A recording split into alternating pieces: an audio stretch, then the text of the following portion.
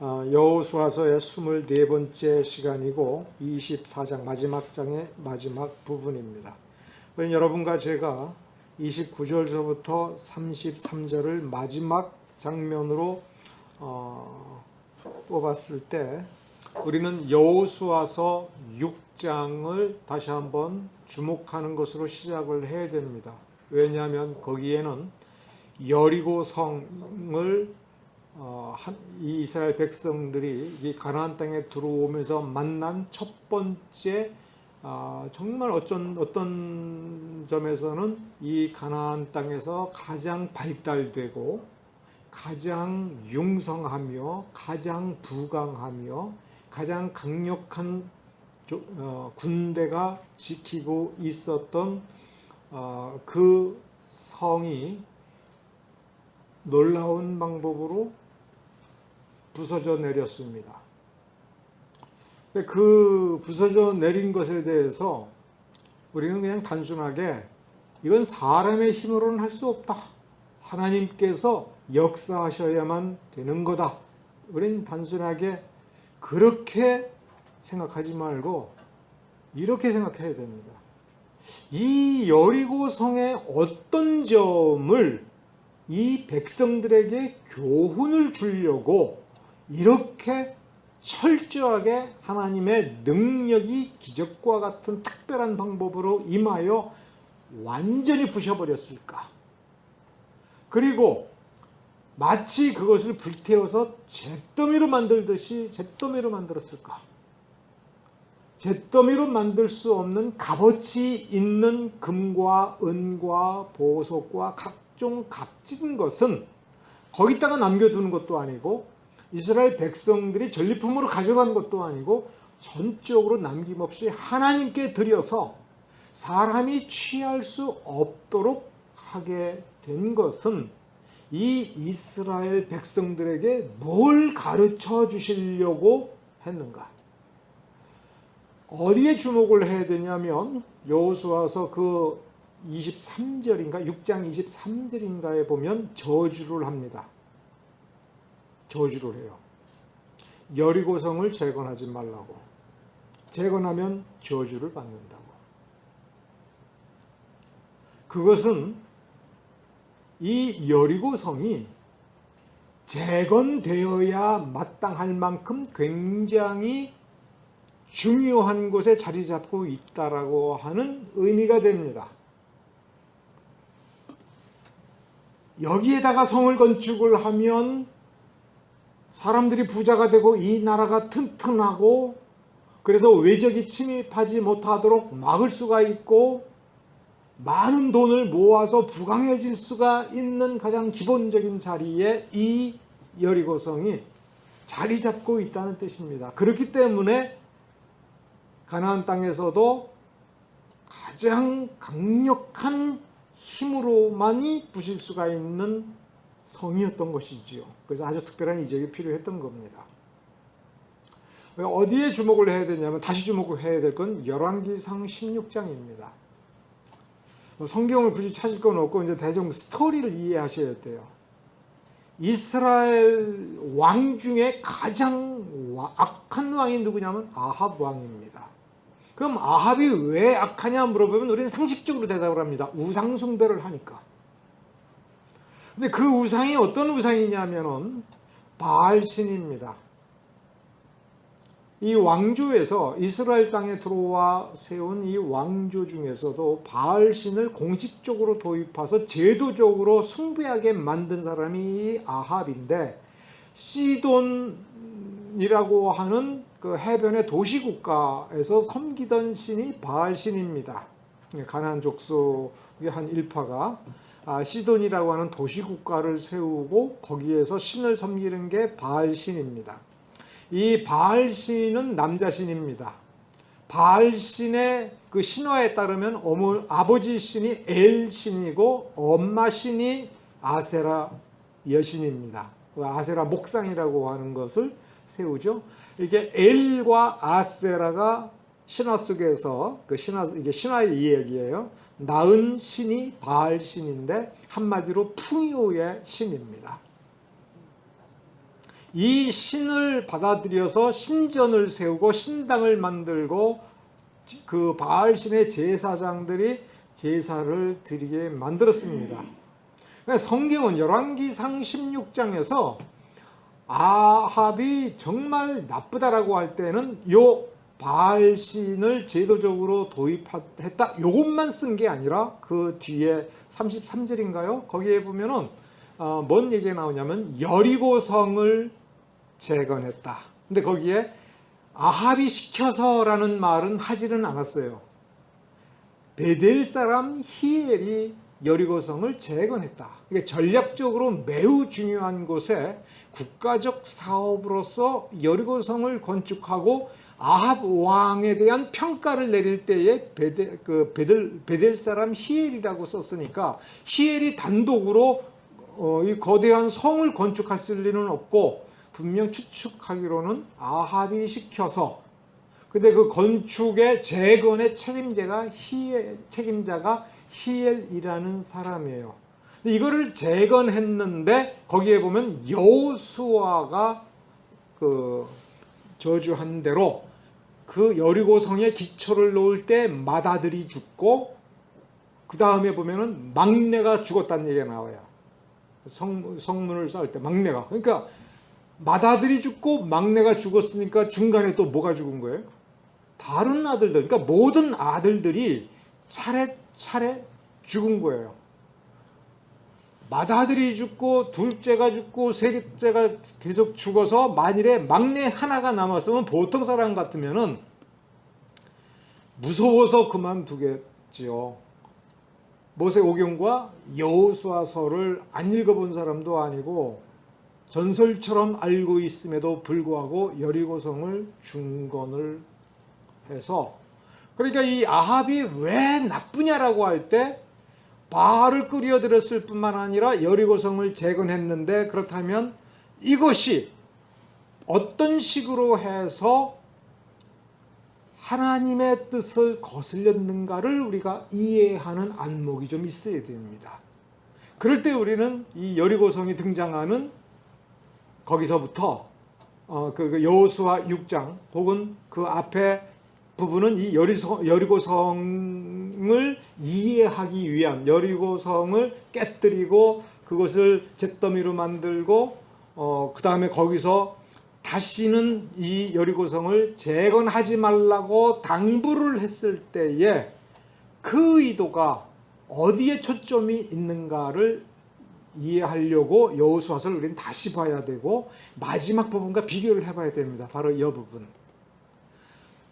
지금 이 여호수아서 24장의 이 마지막 부분은 이 여호수아서를 이끌어 나가는, 이 시대를 이끌어 나가서, 여호수아서 24장까지 가면 모세 시대인데 여기까지가 사실은 모세 시대예요. 모세는 죽었으나 이 여호수아가 계속 한 발짝 한 발짝 나가면서 뭐라고 그랬냐면 모세가 명령한 대로, 하나님께서 모세를 통해서 요구하신 대로라고 해서 이제 모세를 통해서 보여준 모든 비전이 다 이루어졌다. 이런 식으로 서술을 하면서 다 이루었으므로 이제 여호수아도 죽고 그 출애굽 때에 가지고 나온 이제 요셉의 뼈를 세겜에 장사 지내고, 그 다음에 이 시대에 여호수아와 함께 이 성막과 제사 제도를 책임진 대제사장 엘르아살이 여기서 비나스던가요? 갑자기 이름이 또 헷갈립니다. 엘르아살이 여기서 죽고, 그러니까 이 시대에 가장 중요한, 예를 들어서 리더다라고 한다면 이들이 다 죽은 거예요. 이들이 다 죽은 거예요. 그러니까 요 죽는 장면, 묻히는 장면에서 우리가 중요한 것을 포착을 할 수 있어야 돼요. 이 세 사람이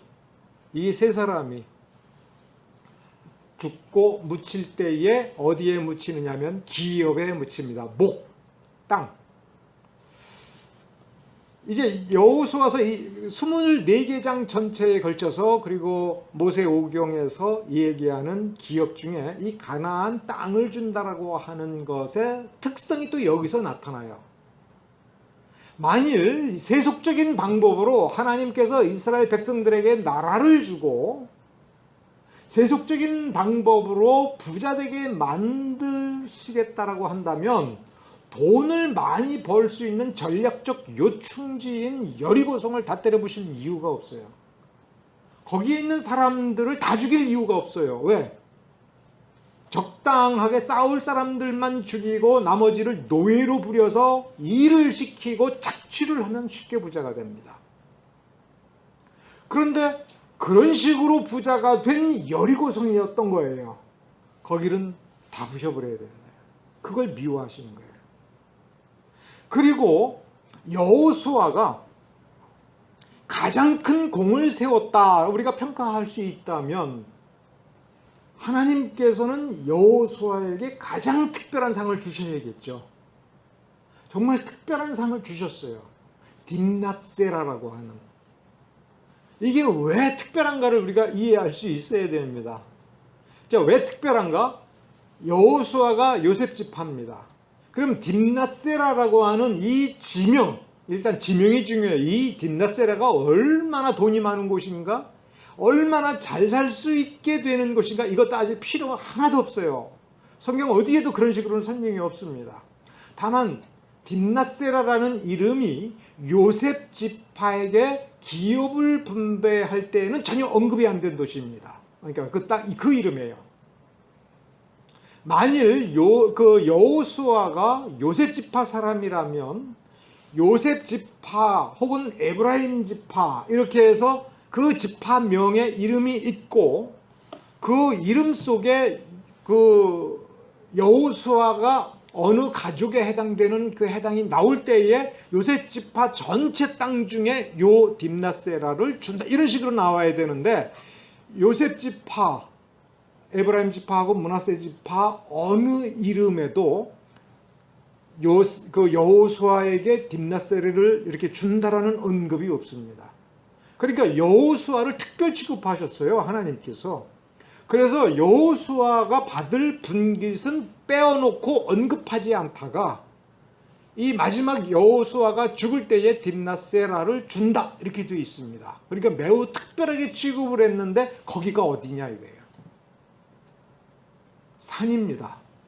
그냥 산기슭이에요.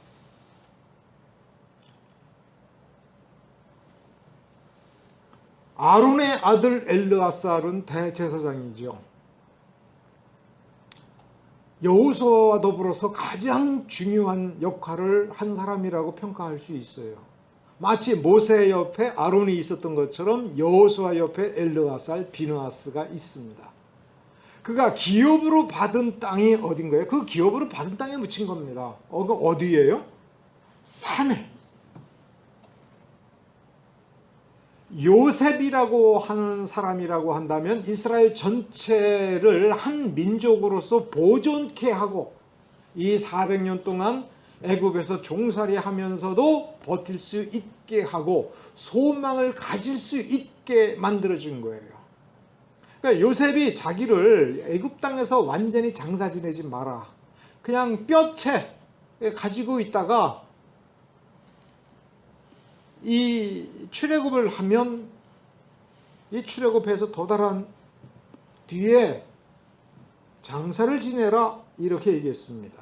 그러니까 요셉이 자기 아버지 야곱이 죽었을 때에는 애굽에서 아버지 시신을 가지고 나와서 여기서 장사를 지낸 거예요.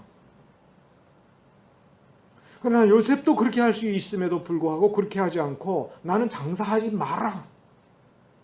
출애굽을 해서 해라 라고 그렇게 이야기한 이유는 하나님의 뜻에 대해서 하나님의 약속에 대해서 신뢰를 하라. 그러니까 지금 이 여호수아 시대까지 이스라엘 사람들이 하나님에 대한 참된 믿음이 있다면 거기에서 가장 큰 공을 세운 사람이 요셉인데 그 요셉이 장사 지낸 곳이 보면 자기 아버지가 돈 주고 산 이 이스라엘 전체에서 가장 요충지에 장사 지내게 한 것이 아니라 돈 주고 샀는데 거기 뭐라 하냐면 밭이라고 써 있어요. 이 밭, 산. 땅을 한번 여기서 이제 이 성경 얘기 말고 이제 땅을 한번 생각해 봅시다. 여러분에게 땅이 10,000평 있다고 생각해 봅시다. 10,000평 땅이 있으니까 부자입니까? 가만히 생각해 보세요. 10,000평 땅이 있으면 부자예요? 돈 버는 땅이어야 부자 아닙니까? 1년에 얼마씩 돈이 들어올 수 있는 땅이어야 돼요. 예를 들어서 밭이 10,000평이에요. 근데 그럼 가만히 내버려 두면 그 밭에서 저절로 돈이 뭐 이게 굴러서 나옵니까? 밭이니까 부자가 되려면 그 밭에서 뭐 해야 돼요? 땀 흘려 일해야 돼요.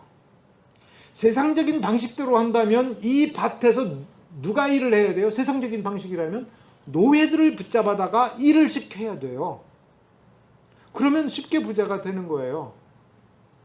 그런데 지금 이 여호수아가 마감할 때까지 상황을 가만히 생각해 보면 이 밭에 누가 일을 해야 돼요? 이스라엘 사람들이 일을 해야 되는 거예요. 여리고성은 어떻게 유달리 부강해진 겁니까? 자기네들이 땀 흘려 일해서 그 땀방울로 소출을 얻은 거를 가지고 열심히 잘 아껴서 먹었더니 부자가 된 것이다. 이것이 아니고 약한 사람들의 것을, 약한 종족의 것을 빼앗고 강탈하고 종으로 부리고 그 나라를 계급화하고 하층민들을 쥐어짜고 하는 이 세속적인 방식. 아브라함 시대의 소돔과 고모라가 그런 곳이고 지금 이 주변에 가나안 땅에 있는 여러 국가들이 그러한 시기였던 겁니다. 거기에 이스라엘 사람들을 집어넣고 땅을 분배했습니다. 그 땅에서 이스라엘 사람들이 무엇을 해야 되는지를 이 마지막에서 암시를 해주고 있어요. 땀을 흘려라. 너희가 땀을 흘려서 그거를 결실로 바꾸고 소득으로 바꾸고 하는 그렇게 해서 그 부의 기초를 하나씩 하나씩 쌓으라 라고 하는 겁니다. 이스라엘 백성들이 유혹을 받은 건 뭐냐면 이방 사람들과 똑같이. 그래서 아까 아합 이야기를 했습니다. 아합을 평가할 때 악한 왕이라고 하는데 실제로 냉철하게 판단을 해보면 이스라엘 왕들 중에 가장 강력한 군사력을 가지고 가장 강력한 무력을 휘두를 수 있었던 왕이 아합 왕입니다. 우리식으로 얘기를 하면 그 시대에 아합은 탱크가 2,000대가 있었어요. 전차 2,000대가 있었어요. 전차 2,000대를 굴리고 그때 당시에 그 전차를 막강한 전차 군단을 가지고 있다는 것은 강력한 정복군주가 될 수 있다는 겁니다. 히타이트족이 고대에 강력한 제국을 굉장히 강력하게 넓은 땅에서 제국을 건설했는데 그 비결이 뭐냐면 바로 전차를 개발을 했던 거고 전차를 개발하려면 그 전차를 움직이는 바퀴를 발명할 수 있었어야 돼요. 그 바퀴를 가지고 농작물을 이송하는 것이 아니라 전쟁의 도구로 만들어서 이 전차를 몰고 가서 뺏어오는 전리품으로 금을 뺏어오고 노예를 붙잡아 오는 것이 부의 원천이라고 하는 거예요. 힌두교의 상징도 지금은 태양이라고 얘기하는데 실제로 힌두교를 연구하는 사람들이 그 힌두교의 상징이 뭐냐면 바퀴예요. 수레바퀴. 그러니까 힌두교를 제창한 정복 민족이 인도에 들어올 때 뭘로 정복할 수 있었느냐? 전차 바퀴예요. 그러니까 아합이 2,000대의 전차를 보유하는 강력한 군주로서 더욱 강력하게 부를 얻기 위하여 시돈이라고 하는 도시와 동맹을 맺고 그 신을 받아들여서 같은 신을 섬겨서 이렇게 동맹을 만들음으로써 뭐를 부셔버린 거냐면 하나님께서 이스라엘 백성들에게 주시는 부의 물줄기, 그 부의 원리를 깨트려버린 거예요. 그래서 풍요의 신 바알을 쫓아가고 그 풍요의 그 신의 뜻대로 움직이기 위해서 강력한 상비군을 두고 전차 2,000대, 상비군 10,000명. 그 옛날에 엄청난 군비였던 겁니다.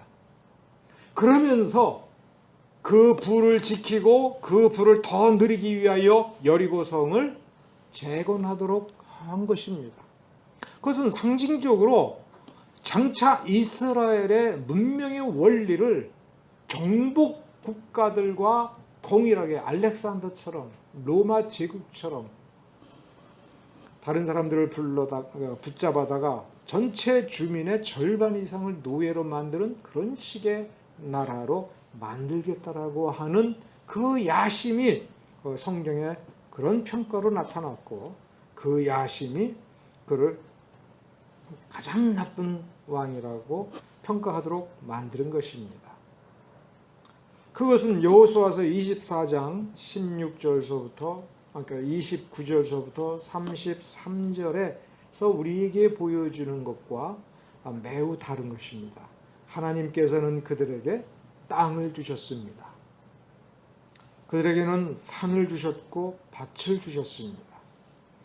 그러므로 이 가장 중요한 인물들도 그러하다면 이 백성들도 동일한 원리로서 지금 무엇을 하라라고 하는 뜻이냐면 땀을 흘려라, 일을 해라. 그래서 성경에서 말하는 복, 하나님께서 복을 주셨다라고 하는 것의 개념을 어떻게 설명하는 분이 있느냐면 생산력의 회복이에요. 생산력의 회복. 생산물을 얻는 것, 생산물을 풍성하게 얻게 해 주시는 거예요.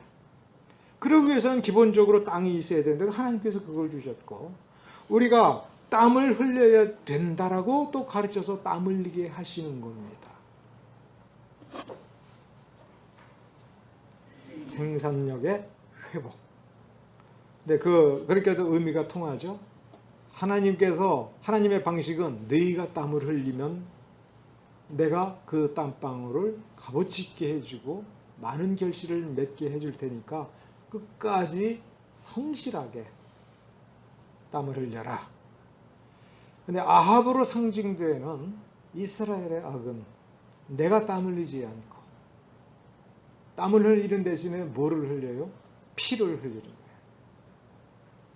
거예요. 내 피보다 다른 사람들의 피를 더 많이 흘리고 잔인하게 하여서 그 부를 빼어서 와서 그 부를 누리자라고 하는 것이 하나님의 나라에 정반대되는 이 세상의 악한 나라의 원리인 것입니다.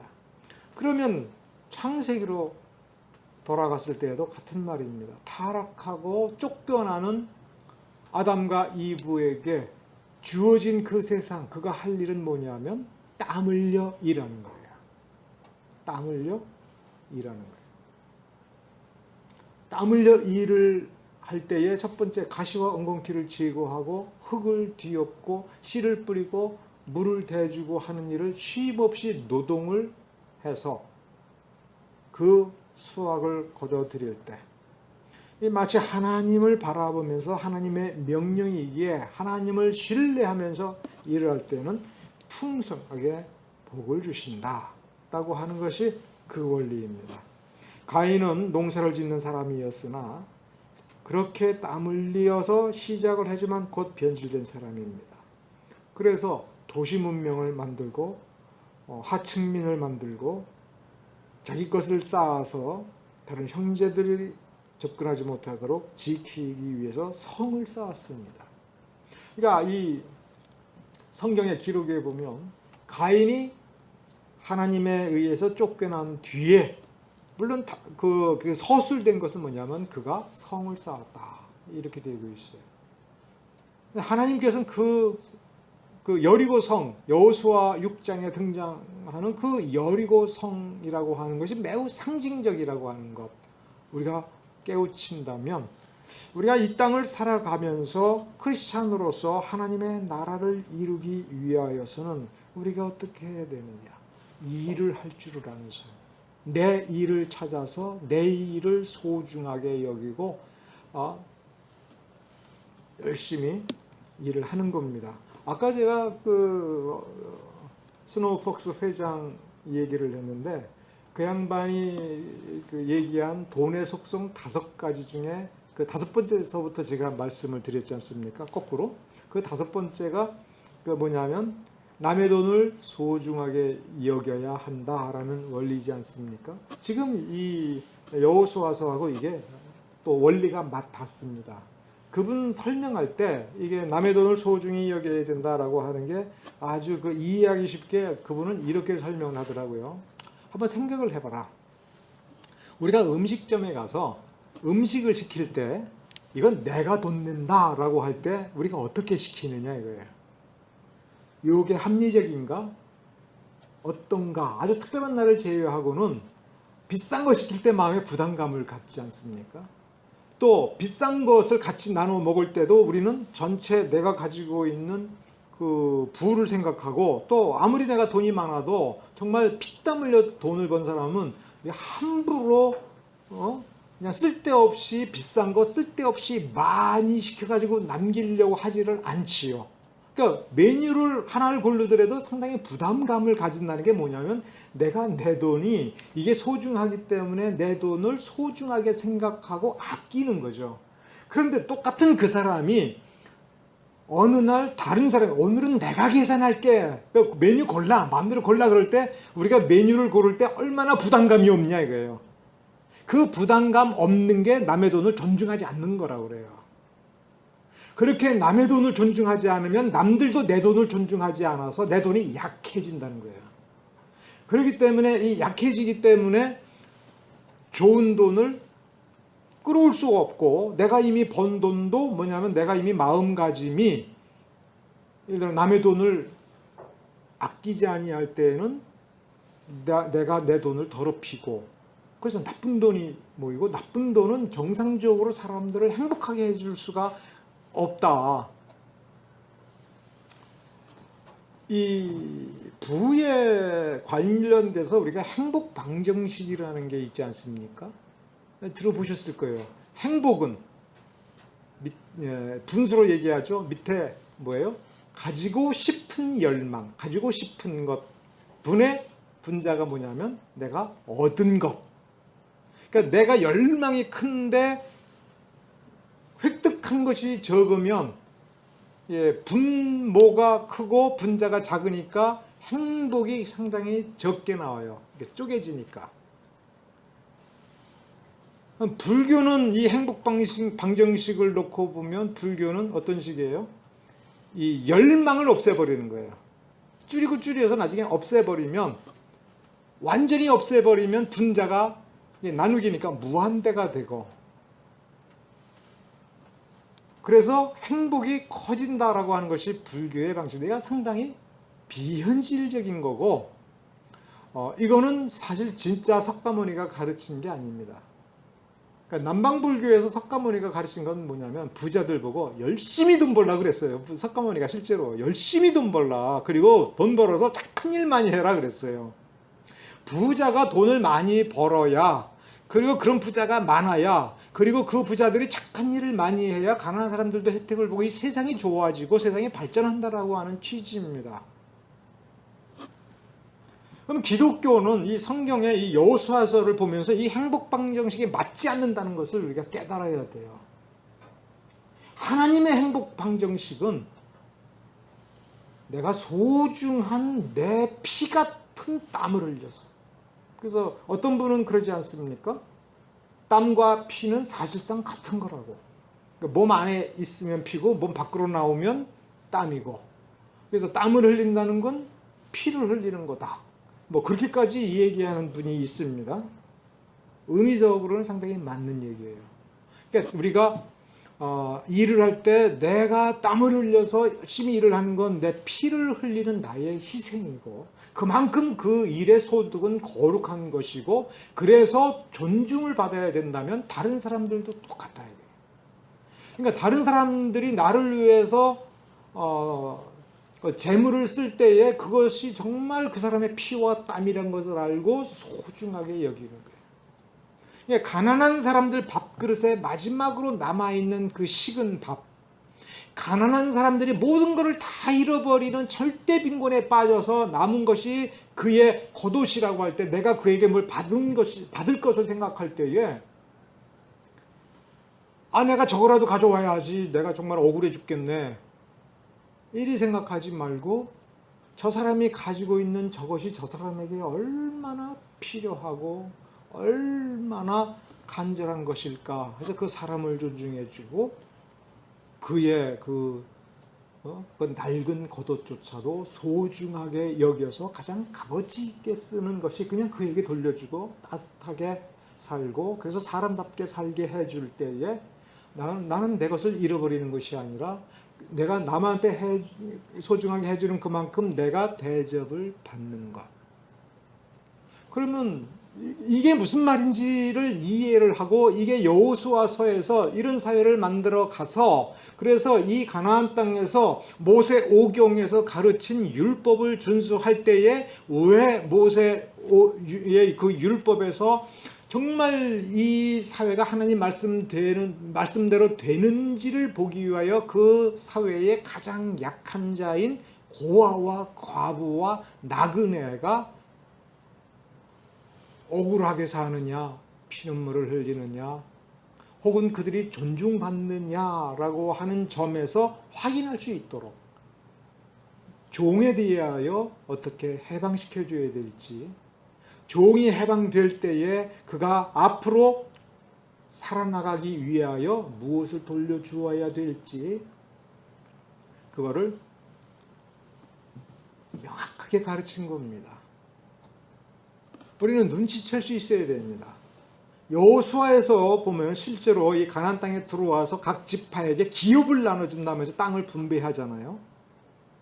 그것이 성경에 쓰여져 있는 겁니다. 어느 지파, 어느 가족은 이 땅, 저 땅, 딱 그냥 뭐 우리가 지금 오늘날 선을 그은 것을 볼 수 있는 것처럼은 아니어도 대략적으로 딱 윤곽이 다 잡혀 있고, 실제로 이스라엘 사람들이 각 가족별로 지파별로 거기서 살면서 대를 이어온 어떤 역사를 알고 있다면 정확한 그 경계선까지도 알고 있을 것입니다. 거기에서 조금 전에 얘기한 그 원리,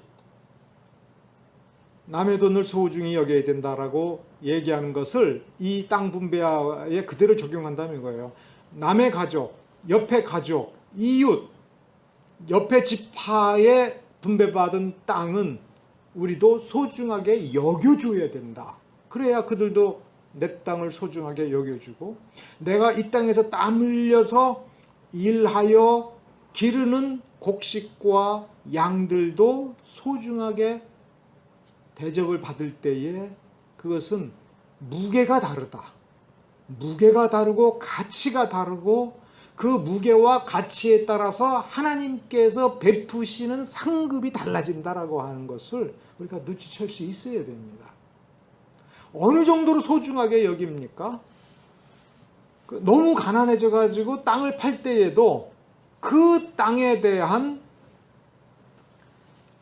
그 영원한 소유권이 넘어오는 것이 아니라 신년이 오면 돌려줄 것을 염두에 두어서 돌려주라 이거야. 신년이 오면 돌려주라. 그리고 한 번 더 생각해 보세요.